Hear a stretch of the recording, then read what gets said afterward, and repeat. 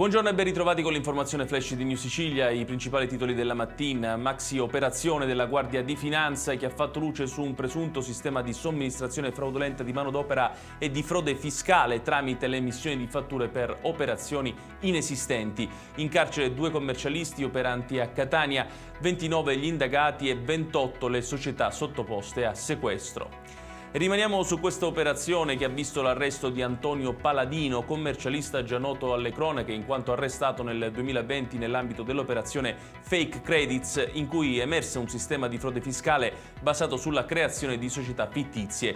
Paladino è stato anche socio della Sigi, società che acquistò il Calcio Catania prima del fallimento.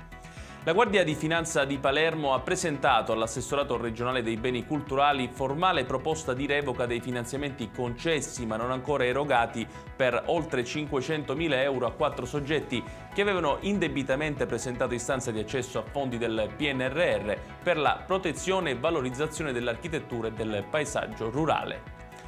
Il Tribunale del Riesame di Roma ha confermato il divieto di prosecuzione dell'attività di conferimento al depuratore di Priolo Gargallo da parte delle industrie locali disposto dal GIP di Siracusa.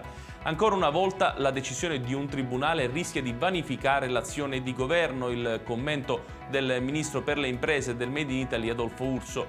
D'accordo con lui anche il Presidente della Regione siciliana Renato Schifani.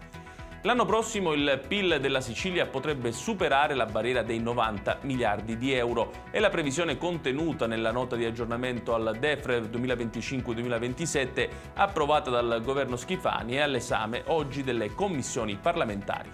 Ed è tutto per questa edizione, tutti i dettagli su queste notizie li potete trovare come sempre sul nostro sito www.newsicilia.it. Grazie per averci seguito e arrivederci.